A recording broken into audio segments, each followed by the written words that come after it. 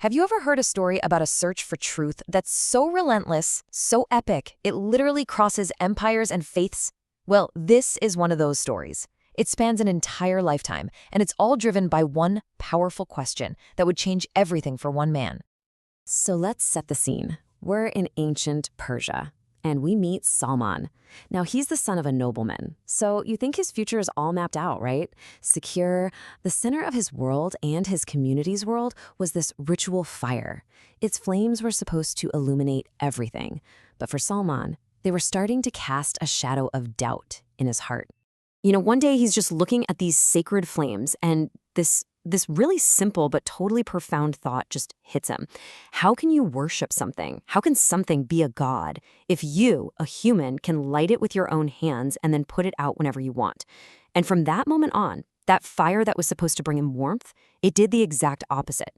It just fueled this burning question in his soul. And yet, that one question, it changed everything. It literally set him on a path away from his home, his family, a life of guaranteed comfort, all with it. It's like his spirit was just too big for the palace walls, Too restless to just accept an answer that didn't feel right in his gut. So, his search leads him to a Christian monastery. And there, he hears these hymns and prayers, and it's unlike anything he has ever experienced.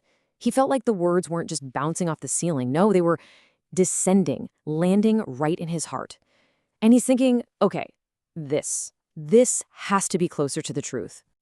So he does it. He leaves it all behind. His dad, his community, even his old name. But you and I both know the path to real truth is almost never easy, right?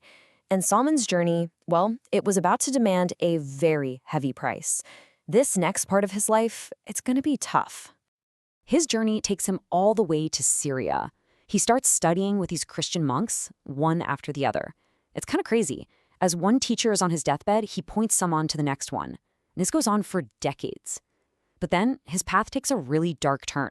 He was betrayed by his guides and sold into slavery. I mean, can you even imagine that? Going from a nobleman's son to being someone's property with nothing left but one single prophecy to cling to for dear life? Right. So his very last teacher, just before he dies, gives him this one last piece of the puzzle, a prophecy. He tells him about a final prophet who's coming. He'll be in a land that's situated between two lava fields, and you'll be able to identify him by 3 specific signs.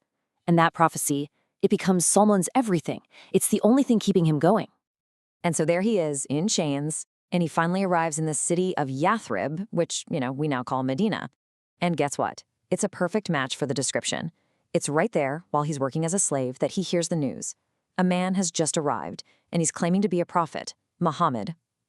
The final test is about to begin. Okay, so Salman's got to be smart about this. He comes up with a test. First, he brings some food and offers it as charity. Muhammad gives it away to others, but doesn't eat any himself. Check. That's the first sign. The next day, Salman comes back with more food, but this time he says, this is a gift. Muhammad accepts it and eats from it. Check. That's sign number 2. Now there's only one left. So very cautiously, Salman tries to get a look at the prophet's back because he's searching for that physical mark his teacher told him about, the seal of prophethood. And here's the amazing part. It's like the prophet knew exactly what Salman was looking for. He just lets his cloak fall from his shoulders, and there it is, the seal. And in that one quiet moment, decades of searching, of suffering, of just holding on to hope, it all comes to an end. There was no debate, no discussion was needed. The heart knew the heart. Salman's incredible journey was over. He was finally home. But listen, this wasn't just about finding the right religion. What happens next is, well, it's a profound redefinition of what identity and belonging even mean. Because Salman, the Persian, the outsider, the former slave, he's about to be welcomed in a way that, frankly, nobody could have seen coming. The Prophet Muhammad makes this declaration that is just staggering, especially for that time. He doesn't just call Salman a friend or a follower. He says, and this is huge, Salman is one of us, the people of the house. Now, you have to understand that's a title reserved for his own immediate biological family. He just made this stranger, this former slave, his kin. And just like that, with those words, all the old labels, his Persian heritage, his noble bloodline, they just kind of dissolved. What replaced them was something totally new, a family forged not by blood, but by faith.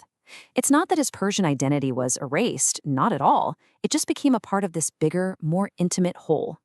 And this new bond, it was tested big time. During one of the community's most difficult moments, the Battle of the Trench, the city was completely surrounded. And who comes up with a brilliant life-saving idea? Salman. Drawing on his Persian military background, he suggests digging a massive trench. Now, this was a totally foreign concept to them, but it worked. It saved the city. And it was right there, in the middle of this crisis, that the prophet said it again, cementing Salman's place as one of their own for good.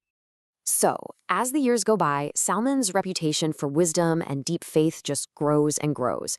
It gets so renowned that he's eventually appointed governor of a major city. But here's the thing. The guy who walked away from a palace at the start of his journey, he wasn't about to be changed by one at the end of it. Get this. As governor, he gets a huge salary, and he gives every last penny of it to the poor. So how did he live? He supported himself by weaving baskets with his own 2 hands, living off that tiny income. He completely flipped the whole idea of power on its head. He wasn't ruling from a throne. He was living as a humble servant, right there among his people. And whenever people would try to call him prince or use some other fancy title, he would just gently correct them. You see, for him, his real identity wasn't in some title or position. It was in his connection to God and his commitment to earning his own way in the world. He eventually became known as a sea of knowledge. What a title, right? He apparently didn't talk much, but when he did, everyone listened. His wisdom was seen as this vast, deep ocean gained from a lifetime of intense searching, suffering, and incredible devotion. Now, this next quote is probably one of the most mysterious and profound things ever said about him. It hints that the knowledge he carried was so deep, so reality-altering, that it might have been too much for most people to even handle. It suggests he chose a kind of wise silence because he knew that some truths, well, they just can't be easily shared. And so we come full circle. The man who was born in a house guarded by a ritual fire, he died with a totally different kind of light burning inside him. No palace, no fortune, just a heart that was completely filled with the certainty he'd spent his whole life searching for. You know, Salman's journey is just incredible. From a Persian noble to a member of the prophet's own family. From a seeker of a physical fire to becoming a sea of spiritual light. It really leaves us with a powerful question for our own lives, doesn't it? What is home, really? Is it just the place we're born into? Or is it a truth we spend our entire lives searching for?